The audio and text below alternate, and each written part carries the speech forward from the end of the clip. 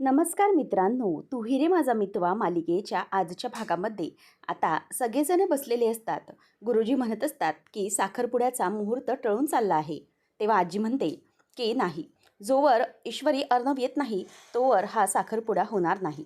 असं म्हटल्याबरोबर आता वल्लरी म्हणते की नाही, म्हणजे साखरपुड्याचा मुहूर्त टळू नको म्हणून म्हणतायत ना ते, तर ते पण ठीकच आहे. तेव्हा गुरुजी म्हणतात की अहो, पण साखरपुड्याला अंगठ्याच नाही आहेत तर कसा साखरपुडा करणार आहात तुम्ही? तेव्हा वल्लरी म्हणते की अहो गुरुजी, त्याची काळजी नाही आहे. काय ना, की साखरपुड्यासाठी नाही, पण माझ्यासाठी नवी कोरी अंगठी आहे माझ्याकडे. त्यामुळे ती अंगठी देऊन आपण साखरपुडा पार पाडूच शकतो ना. म्हणजे साखरपुड्याचा मुहूर्त टळायला नको म्हणून म्हटलं. तेव्हा मामा म्हणतो की नाही, काही मुहूर्त टळलेलेच बरे असतात नाही का? असं म्हटल्यावर वल्लरी रागाने त्याच्याकडे बघायला लागते. नंतर सगळेजण आता टेन्शनमध्ये असतात.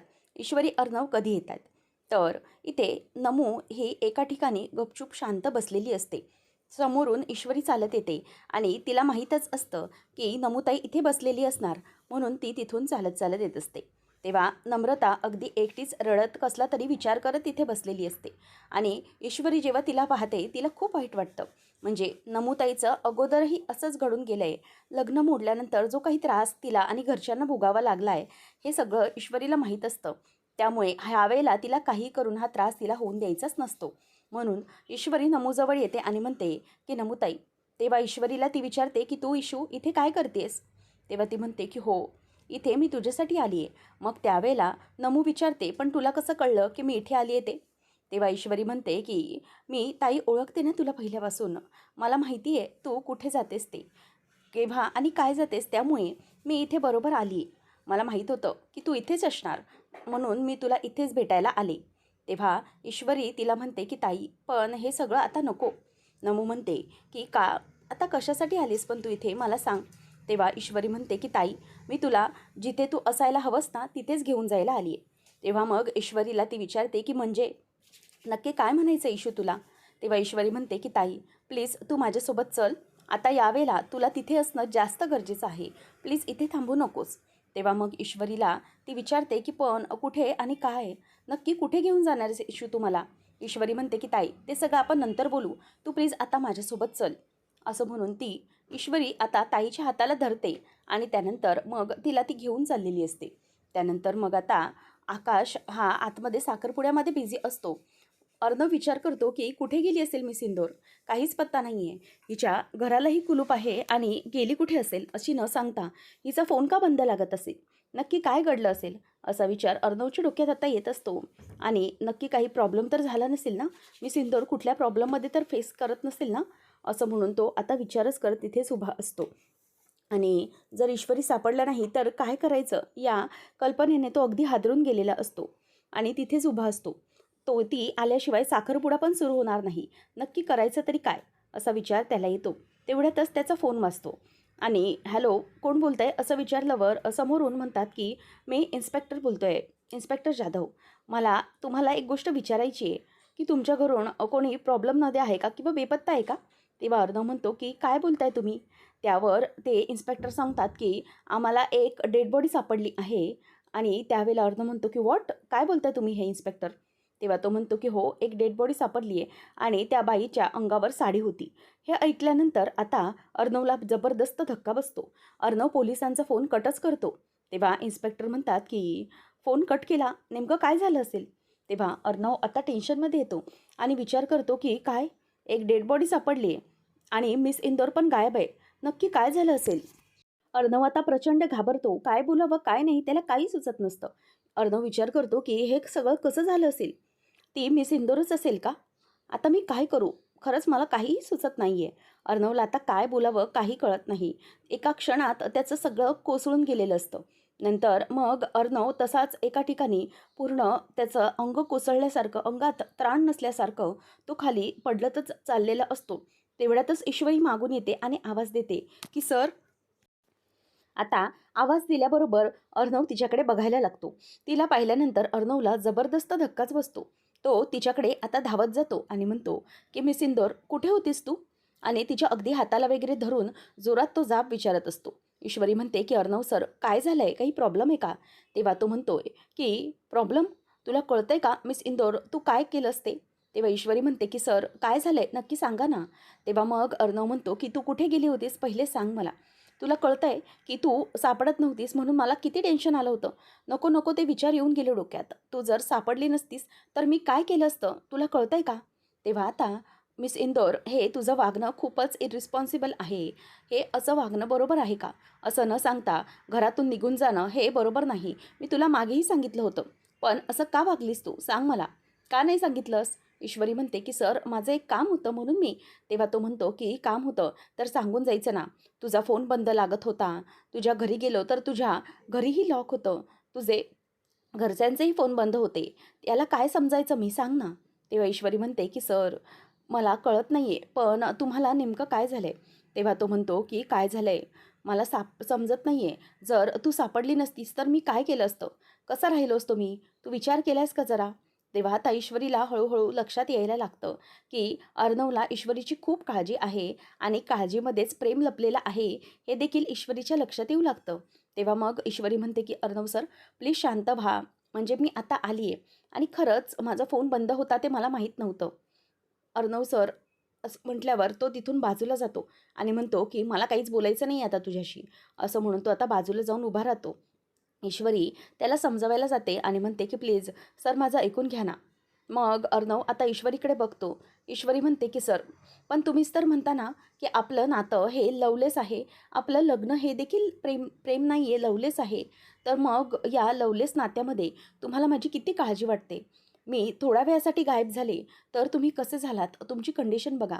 तुमचा चेहरा बघा. तुम्हाला जराही सहन झालं नाही ना मी गायब झाली आहे हा विचारही. मग विचार करा जे दोन लोक खरंच एकमेकांच्या एकदम प्रेमात असतील एकमेकांवर खरं प्रेम करत असतील त्यांची काय हालत होत असेल. म्हणजे मी नमुताई आणि आकाश सरांबद्दल बोलते. जर त्या दोघांचं एकमेकांवर खरंच प्रेम असेल तर आता त्यांची काय हालत होत असेल एकमेकांपासून दूर होताना. दोघांनाही माहीत आहे सर की एकमेकांवर खूप प्रेम आहे. एकमेकांशिवाय दोघंही जगू शकत नाहीत. पण तरीही तरीही का हा प्रसंग त्यांच्यावर ओढावला आहे सर. त्यांना दुसऱ्यांबरोबर का लग्न करावं लागतंय. हे सगळं कशासाठी. हे सगळं आपण थांबवू तर शकतो ना सर. त्यासाठीच मी बोलते तुम्हाला. थोड्या वेळासाठी तुम्हाला असं वाटलं की जर मी गायब झाले तर मग मी काय करू कुठे जाऊ. पण आता हे दोघं एकमेकांवर इतकं प्रेम करतायत पण प्रेमासाठी त्याग करायला चालले आहेत. केवळ फक्त घरचे म्हणतायत म्हणूनच आपलं प्रेम ते त्याग करायला चालले आहेत. हा त्याग बरोबर नाही आहे ना सर. आणि हे चुकीचं आहे खरं तर. त्या दोघांना एकमेकांचा मन मारण्याचा कोणी अधिकार दिला आहे. आपण कोण आहोत त्यांना त्यांचं प्रेम नका करू किंवा लग्न नका करू हे सांगणारे. त्यामुळे सर मला असंच वाटतंय की आपण त्या दोघांचं मन मोडण्याच्या ऐवजी त्यांचं मन जपलं त्यांच्या प्रेमाला आपण साथ दिली तर मात्र वेगळं काहीतरी घडू शकतं ना सर. म्हणून मी तुम्हाला रिक्वेस्ट करते की सर प्लीज हे सगळं थांबवा. मला माहिती आहे की हे सगळं खूप कठीण आहे परंतु त्यांच्या प्रेमासाठी आपल्याला हे सगळं करायलाच हवं ना सर. असं म्हणून ईश्वरी आता अर्णवचे व्यवस्थितपणे डोळे उघडते. अर्णव आता गप्प बसतो. तेव्हा ईश्वरी म्हणते की सर विचार करा प्लीज यावर विचार करा. तेव्हा आता अर्णव बाजूला जाऊन उभा राहतो आणि ईश्वरी जे काही बोलली आहे त्याबाबत तो विचार करू लागतो.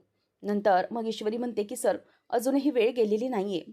त्या दोघांचं एकमेकांवर खरंच खूप प्रेम आहे आणि दोन प्रेम करणाऱ्यांना आपण वेगळं करून खूप मोठी चूक करतोय आणि ही चूक खरंच बरोबर नाही आहे सर. असं म्हणून आता ईश्वरी अर्णवला पूर्णपणे तिच्या बाजूने कन्व्हिन्स करण्याचा प्रयत्न करत असते. आता अर्णवच्या मात्र पूर्ण लक्षात आलेलं असतं की ईश्वरीला काय बोलायचं आहे. समोर आता अर्णव समोर बघतो तर तिथे नम्रता उभी असते. आता नम्रताला पाहिल्यानंतर तीही बिचारी खूप हताश झालेली असते. स्वतःच्या प्रेमासाठी जणू डोळ्याने ती अर्णवला सांगत असते की प्लीज माझी मदत करा. माझा आकाशवर खरंच खूप प्रेम आहे. आणि त्या बिचारीचे डोळे हे अगदी रडून रडून लाल झालेले असतात. आता मात्र अर्णवला पूर्णपणे समजून येतं. अर्णवला काय करायचं हे त्याच्या डोक्यात त्याने पूर्ण फिक्स करून टाकलेलं असतं.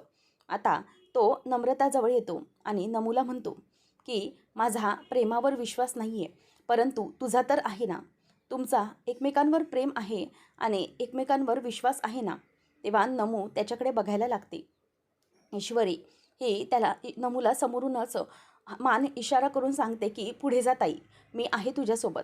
तेव्हा मग अर्णव म्हणतो की जर तुमच्या दोघांचं एकमेकांवर इतकं प्रेम असेल तर तुम्हाला दोघांना एकमेकांपासून कोणीही वेगळं करू शकत नाही.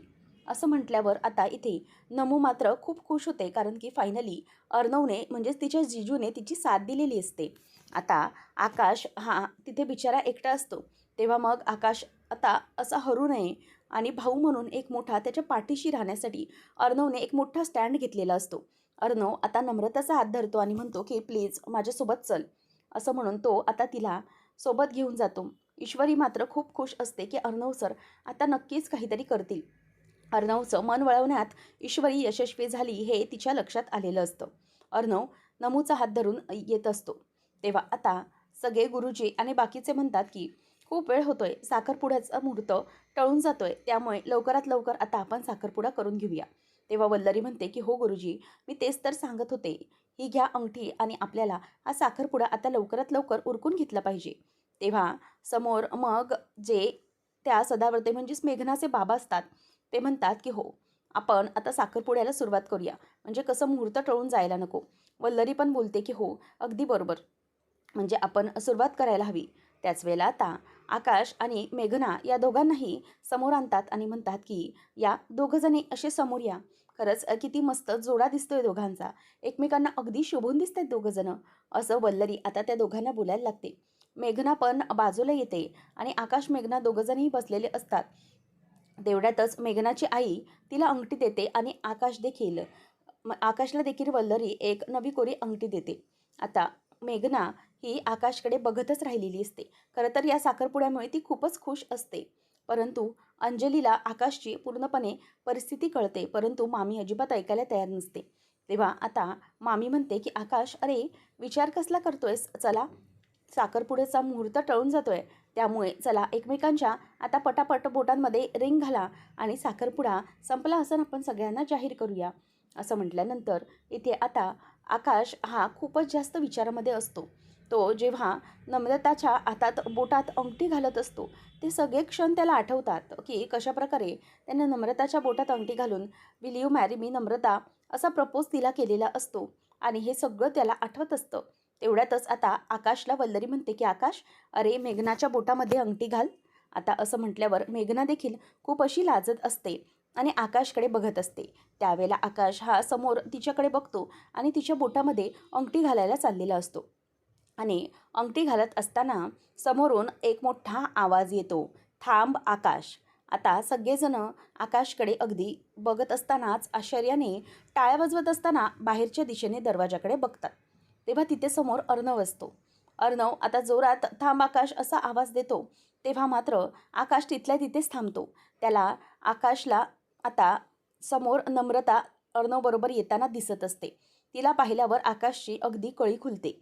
नंतर वल्लरी विचार करते की ही ही इथे दीडदमडीची पोरगी इथे कशाला आली असेल. तेव्हा सगळेजण बघायला लागतात की आता नक्कीच काहीतरी मोठा धमाका होणार आहे. राकेश पण बघतच राहतो. वल्लरीला मात्र खूप चीड आलेली असते, कारण की हा साखरपुडा तिला नम्रतासोबत करायचाच नसतो. मुद्दामच तिने हा सगळा घाट घातलेला असतो, परंतु ऐनवेळेला ईश्वरीने बाजी पलटवून दाखवून नेमकं अर्णवला आणलेलं असतं. तेव्हा अर्णवला समोर बघता सगळेजण अगदी थक्क होतात. ईश्वरी अर्णव अगदी वेळेवर पोचलेले असतात. मामालाही कळत नसतं की नेमकं काय हे दोघंजणही इथे असे का बरं आलेत. त्यावेळेला ईश्वरी ही समोर येते, म्हणजे त्यांच्यासमोर धावत धावत येते. तेव्हा अर्णव म्हणतो की थांब आकाश, हे सगळं करू नको.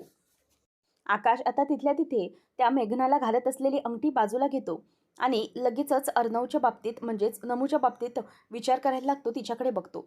आकाश आता नमूला म्हणतो की एक मिनिट आतमध्ये ये नम्रता. तेव्हा ती आतमध्ये येते. ईश्वरी पण तिच्यासोबत आतमध्ये येते. सगळेजण बघत राहतात की नेमकं हे सगळं काय आहे. सदावर्ते फॅमिली म्हणजेच होणारे जे वल्लरीचे व्याई असतात, जे आता होणार नसतात, तेही धक्क्याने या सगळ्यांकडे बघतच राहतात. तेव्हा मग लगेचच अर्णव म्हणतो की एक मिनिट, तू इथे नम्रता उभी राहा. तेव्हा तिथे उभी केल्यानंतर समोर अर्णव येतो आणि म्हणतो की एक मिनिट, मला सगळ्यांशी बोलायचं आहे. आय एम सॉरी, मी सगळ्यांची माफी मागतो की मी साखरपुडा थांबवला, परंतु ते थांबवण्यामागचं कारणच तसं होतं आणि म्हणूनच मी हा साखरपुडा थांबवला आहे. तेव्हा सगळेजण त्याच्याकडे बघायला लागतात. मग अर्णव म्हणतो की आकाश, तुला काय वाटतंय, तू हे सगळं जे काही करतोयस ते बरोबर आहे का? तुझ्या मनाला विचार तू. तू खरंच नम्रतावरती प्रेम करतोस ना? तेव्हा सगळेजण धक्क्याने बघायला लागतात. तेव्हा आता वल्लरी मात्र तोंड बारीक करते, कारण तिच्या लक्षात येतं की अर्णव पुढे आता काय करणार आहे. त्याचबरोबर आता आकाशला तो बोलायला लागतो की आकाश, प्रेम म्हणजे त्याग, हे जुनं डेफिनेशन आहे. आता पूर्वीच्या काळी लोक प्रेमामध्ये त्याग करायचे, परंतु आता नाही. एक गोष्ट लक्षात घे आकाश, काहीही झालं तरीही तुला तुझं प्रेम मिळवायचंच आहे. मला सांग की तू नम्रताशी लग्न न करून सुखी राहू शकला असतास का? तुझं प्रेम आहे नम्रतावर आणि तरीही फक्त घरचे प्रेशरमध्ये टाकतायत. त्यामुळे तू हे लग्न करायला तयार झालास. परंतु तू जरा तरी स्वतःचा किंवा या नम्रताचा विचार केलास का? तिला काय वाटू शकतं? किंवा तुम्ही दोघांनीही जर आपापसात एकमेकांशी प्रेमात असतानाही लग्न केलं नाही, तर तुला काय आयुष्य फेस करावं लागू शकतं, याचा जरा तरी तू विचार केलास का? आता नम्रताच्या आईला शॉक बसलेला असतो की हे सगळं आहे म्हणून.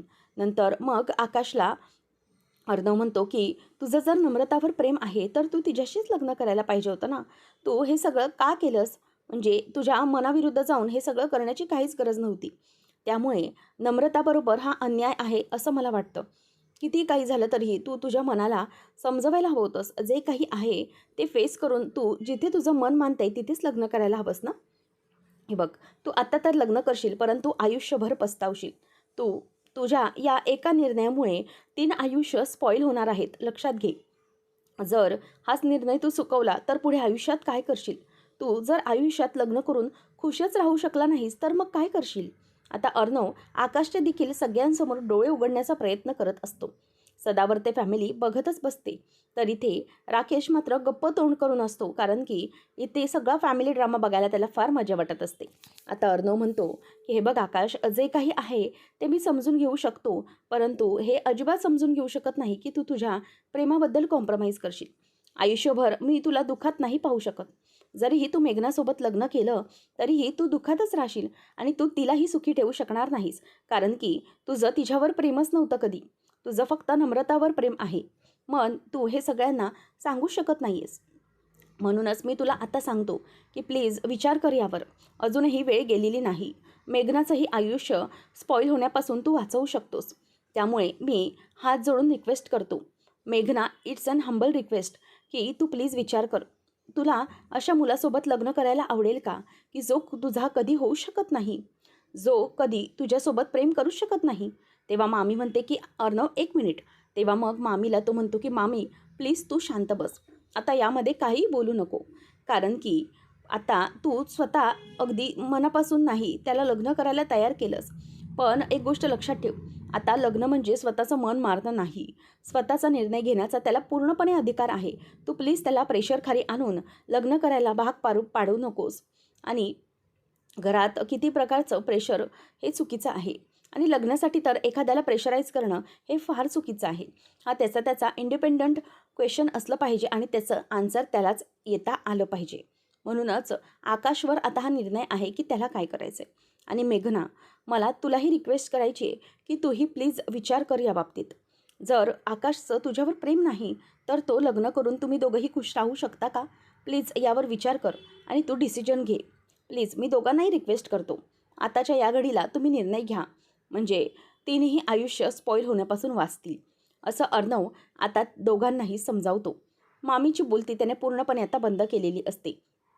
घरच्यांच्या दबावाखाली या सगळ्या गोष्टी करणं हे खूप चुकीचं आहे, हे देखील त्याने आता पटवून दिलेलं असतं. मामी म्हणूनच गप्प असते आणि रागानेच ती मामाकडे बघत असते. आता मामालाही अर्णवचं म्हणणं अगदीच पटलेलं असतं, त्यामुळे तो गप्प असतो. म्हणून मामी त्याच्याकडे रागाने बघत असते. त्यानंतर आता सदावर्ते फॅमिली ती पण गप्प त्यांच्याकडे बघत असते. अर्णव म्हणतो की प्लीज थिंक अबाउट इट. मेघना, आता डिसिजन तुझ्यावर आहे. तुला काय करायचं आहे ते. तुला खरंच आकाशसोबत लग्न करायचं आहे की नाही, आता पूर्णपणे तू डिसिजन घे. तेव्हा आता आकाश हा गप्प असतो. तो काहीच बोलत नाही. आता ईश्वरी आणि नमो हे दोघंजण देखील पुढे काय होणार आहे या सगळ्याची वाट बघत समोर बघत असतात. त्यानंतर मग आता मामाला अर्णवचा स्टँड खूप आवडलेला असतो. आता वेळ असते आकाशची. नेमकं काय करायचं आहे आता आकाशला ठरवायचं असतं. नंतर आता नम्रता ही गप्प हे सगळं बघतच उभी असते. नंतर मेघना म्हणते की एक मिनिट डॅड, मला जरा 2 मिनिट त्याच्याशी बोलायचं आहे. नंतर मग आता मेघना ही आकाशशी बोलत असते.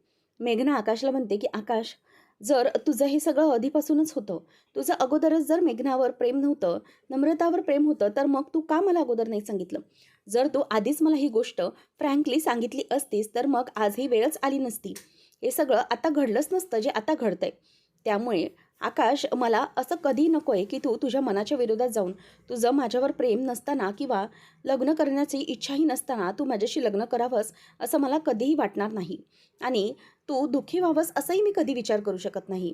मेघना खूप समजूतदार असते आणि ती नम्रताकडे बघूनही बोलते की नम्रता, तू पण किती मोठा त्याग करणार होतीस. या सगळ्या गोष्टींसाठी तू स्वतःचं प्रेम विसरून पुढे जाणार होतीस. खरंच खूप मोठा त्याग होता हा. पण हे दोघंजणही जे करताय ते खरंच खूप मोठी चुकीची गोष्ट आहे. आणि तुमच्या दोघांच्याही प्रेमाच्या आड यावं असं मला अजिबातच वाटत नाही. त्यामुळे मी एवढंच सांगेन की कितीही काही झालं तरीही तुमच्या दोघांचं प्रेम हे खरं आहे, तर तुम्ही दोघांनीच एकत्र असायला हवं. त्यामुळे आता मी सगळ्यांसमोर हे सांगते की मला आकाशसोबत लग्न करायचं नाही. आकाशचं जर खरंच नम्रतावर प्रेम आहे, तर आकाश आणि नम्रता या दोघांचाच साखरपुडा झाला पाहिजे. मेघनाने अगदी मस्तपणे हा निर्णय दिल्यामुळे सगळेजण अगदी खूप खुश असतात. वल्लरी आणि सदावर्ते फॅमिली यांचा मात्र चेहरा आता पडलेला असतो. आता ईश्वरी डोळे पुसते आणि नमुताईलाही म्हणते की ताई, अजिबात काळजी करू नकोस, आपण आपली लढाई जिंकलो. फायनली अर्णवच्या साथीने ईश्वरीने मोठा गड सर केलेला असतो. ईश्वरीने नम्रता आणि आकाशचं फायनली आता जुळवून दिलेलं असतं आणि प्रेमाची लढाई ईश्वरी आणि अर्णवने जिंकवून दिलेली असते. पुढच्या भागामध्ये आपण पाहणार आहोत की आता अंजली ही समोर असते. सगळेजण नम्रताला पुढे ढकलतात आणि मेघना स्वतः नम्रताला पुढे घेऊन आकाशसमोर येऊन उभी करते. आणि उभी केल्यानंतर मेघनाच्या हातात, मेघना ही आपल्या नमूच्या हातामध्ये ती अंगठी देते जी मुलाला घालायची असते. आणि मग तीच अंगठी आता नम्रता हातामधून घेते आणि आकाश आता नमूकडे प्रेमाने आणि आनंदाने बघायला लागतो. आता नम्रता ही आकाशच्या हातामध्ये अंगठी घालायला तयार होते आणि ती आकाशच्या बोटामध्ये आता अंगठी घालते. फायनली इथे आता आकाश आणि नम्रता या दोघांचाही साखरपुडा पार पडत असतो. इथे ईश्वरी आणि बाकीचे सगळे आता खूप खुश असतात. अर्णवही खूप खुश असतो. सगळ्या जणांना आनंद झालेला असतो. आता फायनली साखरपुडा झाल्यावर ईश्वरी अर्णवजवळ येते आणि म्हणते की अर्णव सर, तुम्ही खरंच खूप चांगलं केलं. आकाश आणि नमुताई यांच्यामधलं नातं तर आता दृढ झालं, पण आपल्या नात्याचं काय, आपलं काय याचा विचार केला आहेत का सर तुम्ही कधी? त्यामुळे मला असं वाटतं की सर, तुम्ही आपल्याही नात्याचा आता विचार केला पाहिजे. आपलं नातं आता काय आहे याचा विचार आपण करायला हवा. असं म्हटल्यावर आता अर्णव त्याच गोष्टीचा विचार करू लागतो. अशाच मालिकांच्या अपडेटसाठी चॅनलला सबस्क्राईब नक्कीच करा. धन्यवाद.